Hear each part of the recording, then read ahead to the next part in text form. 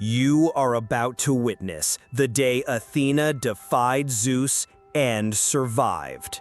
The hall of Olympus splits with thunder, lightning explodes against the golden marble, and the sacred columns crumble as if made of sand.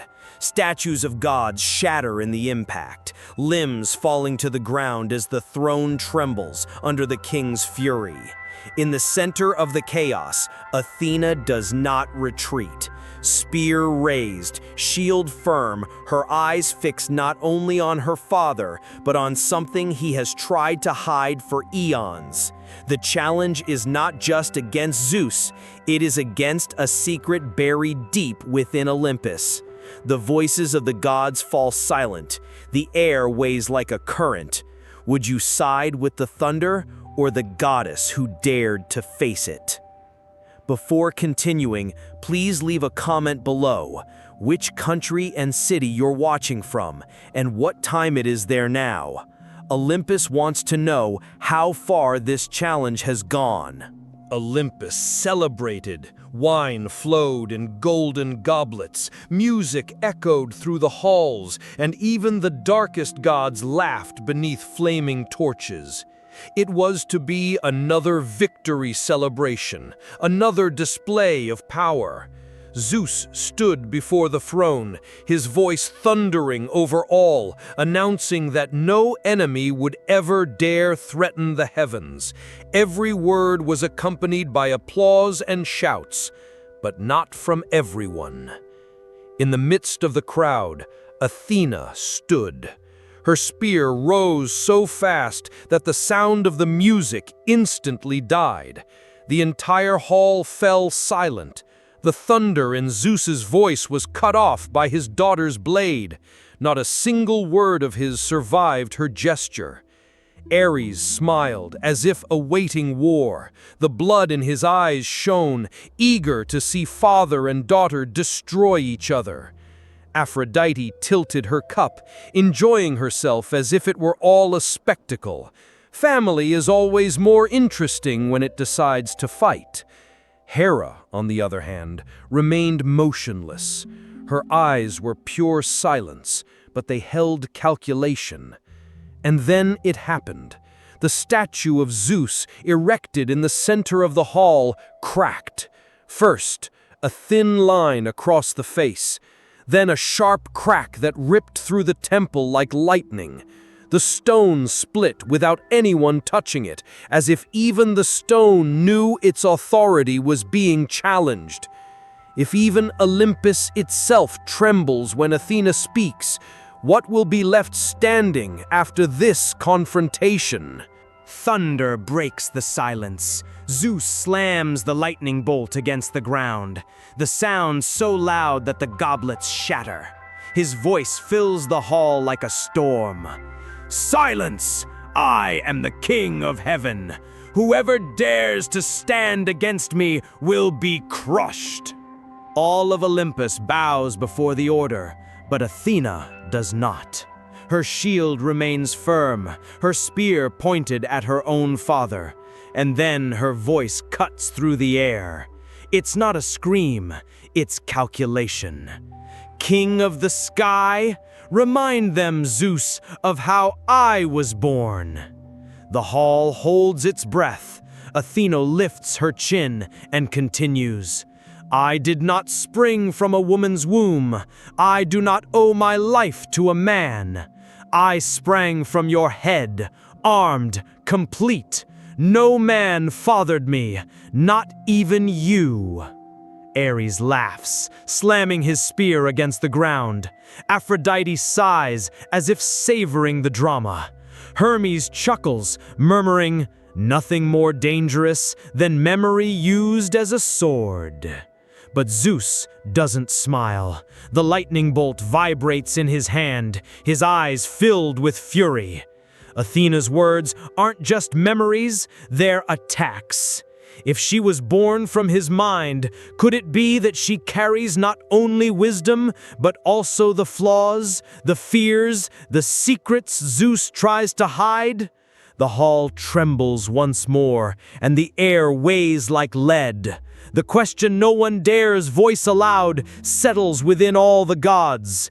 If Athena was born from the mind of Zeus, could it be that she has been his greatest enemy from the beginning? Athena's gaze doesn't waver. The spear is still raised, but now her weapons are words. They say Zeus was never defeated, that his will is eternal law, but I remember another story. The entire hall falls silent, each god leaning in to hear what shouldn't be said. Athena takes a step forward. When you fought Typhon, you needed help to survive. Who held your body when the monster crushed your bones? Who picked up your weapons when they fell into the sea? Zeus clenches his fists, but she doesn't stop. And the pacts you broke. How many promises you made to the Titans and forgot when the throne was already yours? How many oaths you abandoned? How many alliances you shattered to keep that lightning bolt in your hands? The columns vibrate. Thunder threatens to fall upon her at any moment, but Athena does not move. Every word is sharper than her spear. Every memory is an open wound before everyone. Hermes, leaning against a broken statue, lets out a short laugh. It seems even wisdom knows how to poke thunder. Aphrodite takes another sip of wine, smiling as if watching a play. Ares is almost trembling with excitement, hoping the confrontation will turn into war. Hera simply watches in silence, as if each of Athena's words were a chess piece moved on the board she herself had already foreseen. And you understand, Athena isn't just defending her honor, she's building a trial. A confrontation that may have been planned from the moment she was born from Zeus's mind. What if the goddess of wisdom had been planning this moment for centuries? The thunder finally falls. Zeus hurls the thunderbolt at Athena, and the entire hall lights up as if the sky had collapsed into Olympus. But the goddess's shield rises at the exact moment, reflecting her father's fury. The impact explodes, golden sparks scattering, cracking columns, setting tapestries ablaze. Ares doesn't wait for an invitation. He advances beside his father, spear raised, eyes ablaze with pleasure. Finally, a war worth fighting! His shout echoes louder than the thunder. But from the other side appears Hephaestus, limping to the center of the hall, hammer in hand. He stops before Athena and stares Zeus down. If she falls, Olympus loses its mind, and I will not fight for a throne that fears its own daughter. The hammer crashes to the floor, the vibration making the columns tremble. The hall divides. Some rush to protect Zeus, others align themselves with Athena. Hermes leaps from side to side, laughing as if it were a theatrical performance. Aphrodite crosses her arms, smiling with cruel amusement. Hera doesn't move, but her every glance is a calculation of victory. Olympus, which should be eternal, begins to crumble like a palace of sand. The ground splits in lines of fire, opening deep fissures. Outside, the sky splits in two, razor-sharp clouds swirling above the golden dome. The sound is no longer of celebration or speech, it's of war. And in the center of chaos, you feel the inevitable weight of choice. Wisdom raises its shield against the thunder. Absolute power wields its lightning against the mind. Would you side with wisdom that challenges, or with absolute power that never accepts defeat? All of Olympus trembles as father and daughter collide. Zeus's thunderbolt descends like a raging sun, and Athena's spear meets it mid-air. The clash isn't just light and sound, it's the cosmos shattering. Thunder bends, ricocheting against the shield, and the golden hall becomes a celestial battlefield. Each blow is a world collapsing. Zeus's raw power explodes like an endless storm. Athena's precise calculation cuts like a blade, always finding the exact point to resist. Hephaestus's hammer vibrates in the background, deflecting falling stones. Ares cackles, delirious with pleasure, throwing flames around to intensify the chaos. Zeus roars, his voice ripping through the air like an avalanche. "You can never defeat me!" The lightning multiplies, countless, as if the sky itself has been weaponized against her. But Athena doesn't waver. Her spear glows with a light that isn't fire, but thought. Her shield reflects the lightning, perfect calculation absorbing the raw power. And then she answers, clear, firm, each word echoing louder than the thunder. "I don't need to win, just survive." The next impact is not of destruction, but of resistance. The goddess of wisdom doesn't try to overthrow the king, she simply stands her ground. And in the silence between thunderclaps, everyone understands survival is already a challenge Zeus cannot control. Hermes murmurs, almost laughing, "Nothing more dangerous than someone who doesn't play to win, but to not lose." Zeus takes a step back, not out of weakness, but out of something even deeper, insight. He sees that every blow he strikes is useless against a mind that seeks not victory, but only permanence. And the question that burns in the air is inevitable.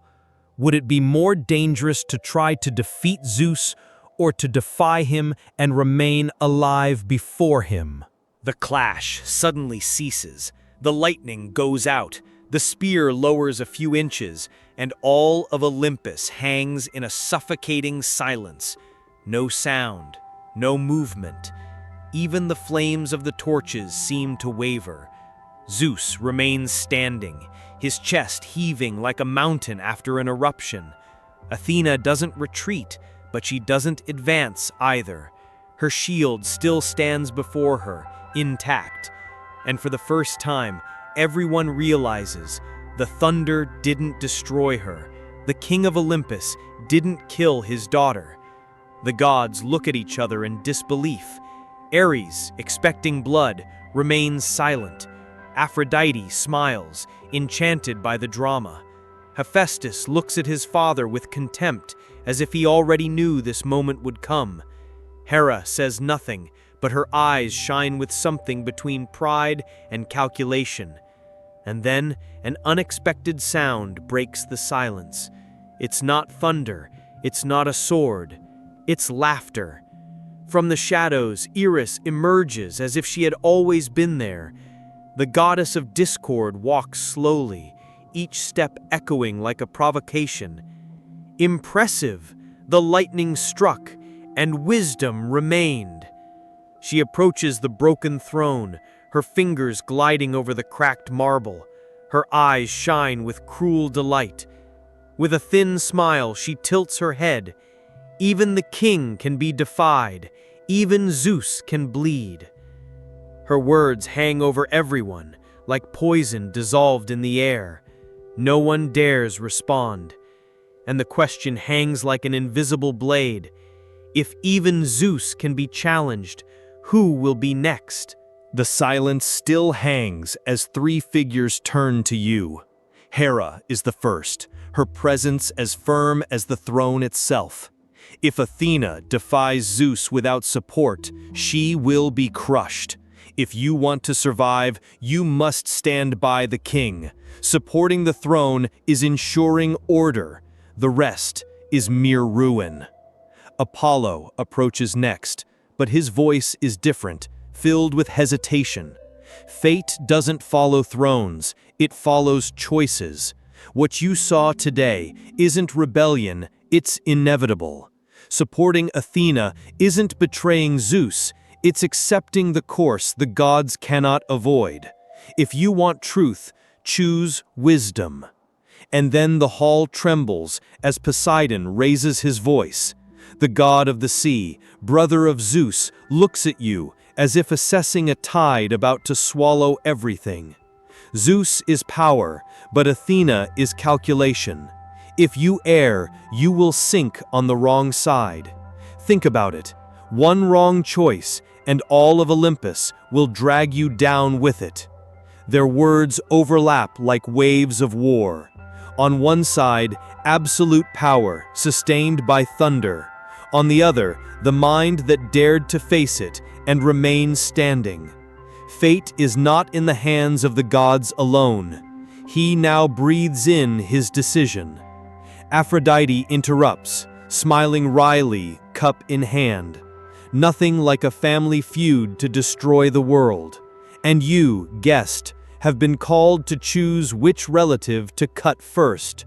Her laughter echoes like a knife spinning through the air. The weight tightens your chest. Every glance from God is an invisible current. The war didn't just start between them. It starts within you. And then the inevitable question: would you stand with the father of the gods, or with the daughter who dared to defy him? Olympus can no longer bear the weight of discord. The ground cracks open, columns cascade, and the sky shatters like shattered glass. You are dragged along with the ruin, thrown into the void. The sound is not a fall, it is a scream, the scream of a world collapsing. As you plummet, visions take shape around you. The future unfolds like open wounds before your eyes. You see a vast battlefield, covered in dust and blood. And in the center, Ares and Athena face off. He, fury incarnate, striking with blind violence. She, cold, calculating every move, dodging, counterattacking. Their clash shakes walls, raises clouds of fire, and transforms war into a divine spectacle. The images shift. Colossal ships cut through the sea. Troy raises its golden walls, but they are already burning. The sound of thousands of warriors clashes like crashing waves. Mortal heroes fall, but they are not alone. Gods also bleed on the corpse-strewn beaches. Your heart sinks. The dispute that began on Olympus isn't over. It simply shifted to the realm of men. The rivalry between Athena and Ares won't end here. It will become the fuel for the Trojan War. And then, a voice echoes in the darkness. It belongs neither to man nor goddess. It is destiny. This battle is not over. It has simply changed sides. The images fade. The void swallows you, but the feeling doesn't go away. What you witnessed wasn't a choice. It was a warning. And the question hangs like a sword at your throat. When the battlefield is Troy, whose side will you be on? You open your eyes to the smell of iron and smoke. The ground is covered in ash, and all around, only flames consume everything that remains. This isn't Olympus. This isn't Troy. It's a nameless battlefield made only of destruction. Every step sinks into embers. Every breath burns like a knife in your lungs. The wind blows, bringing with it a whisper. It's not thunder, not a scream. It's Athena's voice, firm, cutting, etched in the air. The war of wisdom against force has only just begun. The horizon trembles. You see silhouettes of gods emerging from the smoke. Not one, not two, all of them. Each with weapons drawn, each ready to choose a side. If Athena managed to survive her own father, the king of Olympus, imagine when she stands before all the gods at once. The battlefield isn't over. It's just changed shape, and you can't escape it. If surviving this chapter already seems impossible, wait for the next one. Subscribe and stay with us. The next chapter picks up right where this one leaves off.